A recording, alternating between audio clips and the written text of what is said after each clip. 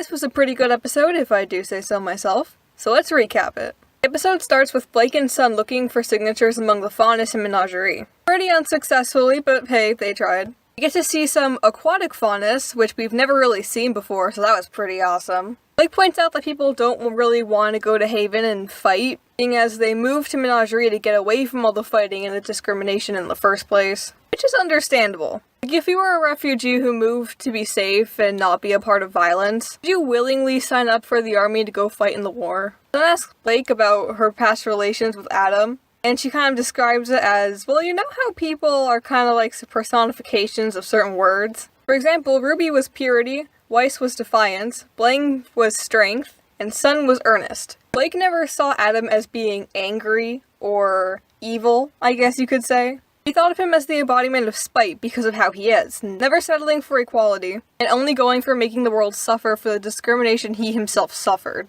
Now, I recently found out that some people in the fandom, new people, but still people, like to say that Blake's parents were bad because they allowed their daughter to run away and join the terrorist organization. I feel like they kind of forget the White Fang used to be built of peaceful protests and not violence. Blake even says that when her parents left the organization, they tried to take Blake with them, but she ultimately refused due to her friendship with Ilya and Adam. To shorten the conversation, she decided to continue to stay with Ilya and never give up on her because she can still be saved. Onto Ranger. Oscar is training with Ozpin's cane and him and Ruby start talking. They talk about how Ozpin's muscle memory with fighting is starting to kick in and making training with the cane easier. Ruby, being an optimist, says this, "But at this pace, you'll be combat ready in no time."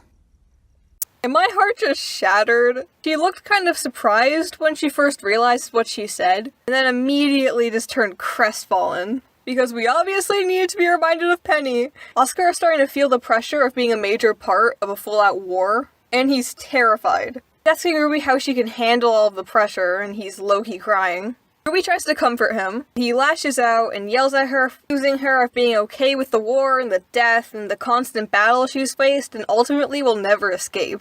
Brings up the deaths of the two probably most innocent and kindest people to exist, Penny and Pyrrha. He describes Pyrrha being killed fighting a battle she knew she couldn't win to try to save everyone, and Penny died just to make a statement. Ruby is scared. She is terrified. Ozpin even says how hard the war must be weighing down on her. She thinks about the death of her friends all the time. She continues to fight on for them. She keeps moving forward. The last scene of the episode, the two White Fang guys come up again and inform Ilya that Adam killed Sienna and became the new leader. They tell her she needs to assassinate the Belladonnas, and damn, she looks shocked. She looks so shocked and distraught.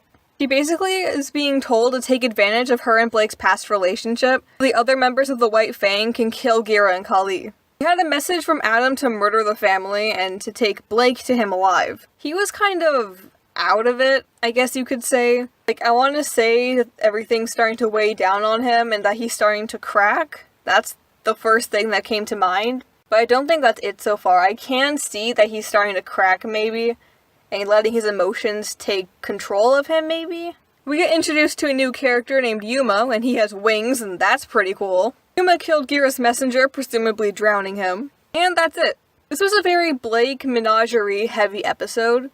I can't say I'm mad about it because the last couple chapters didn't have her at all. It's great to see how she's been doing and what she's been working on. Sounds like she'll be staying there for a while, so she may not end up in Mistral till way later, so there goes my chapter 9 prediction. Hopefully Kali and Gira won't actually die. I have this prediction that they'll only kill maybe one of them.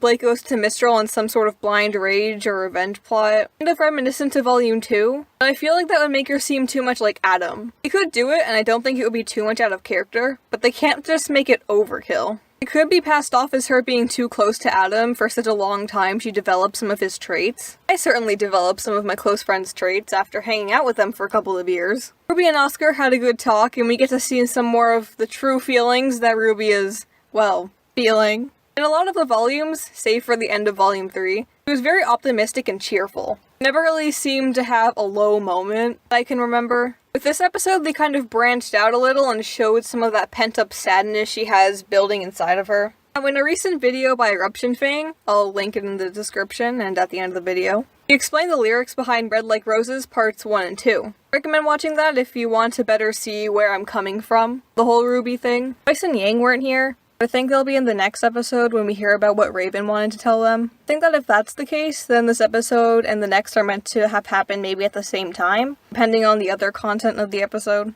And that pretty much summarizes the episode. What were your guys' opinions on it? What do you guys think about the whole Ilya White Fang murder plot? Tell me in the comments below. Anyway, thank you all for watching. Please leave a like, it really boosts my self-esteem. Please make sure to subscribe and turn on that bell to see these every week. See you guys then.